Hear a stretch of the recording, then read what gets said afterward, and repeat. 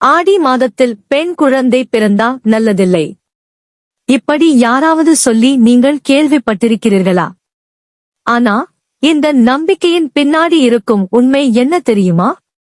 உண்மையை கேட்டா நீங்கள் ஆச்சரியப்படுவீர்கள்.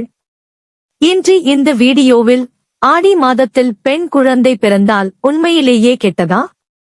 அல்லது இது ஒரு பழைய மூடநம்பிக்கையா என்பதை பார்க்கலாம். தமிழர் பாரம்பரியத்தில் ஆடி மாதம் என்பது மிகவும் சக்தி வாய்ந்த மாதமாக கருதப்படுகிறது. இந்த மாதம் அம்மன் வழிபாட்டிற்கு முக்கியமான மாதம். அதனால்தான் பழைய காலத்தில் சிலர் ஆடி மாதத்தில் பிறக்கும் பெண்கள் மிகவும் சக்தி வாய்ந்தவர்கள் என்றும் சொல்வார்கள். ஆனா சில குடும்பங்களில் ஆடி மாத பெண் குழந்தை அன்லக்கி என்று ஒரு நம்பிக்கை உருவானது. இதற்கான காரணம் என்ன?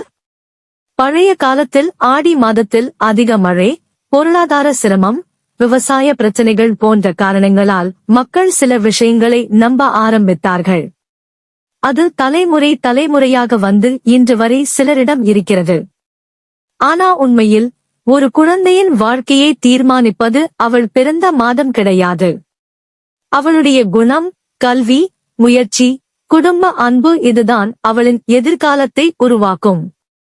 உண்மையே சொல்ல போனால் ஆடி மாதத்தில் பிறந்த பல பெண்கள் வாழ்க்கையில் பெரிய சாதனைகள் செய்து இருக்கிறார்கள். அதனால் ஒரு குழந்தையை பிறந்த மாதத்தால் ஜட்ஜ் பண்ணாமல் அவளை ஒரு ஆசீர்வாதமாக பார்க்க வேண்டும்.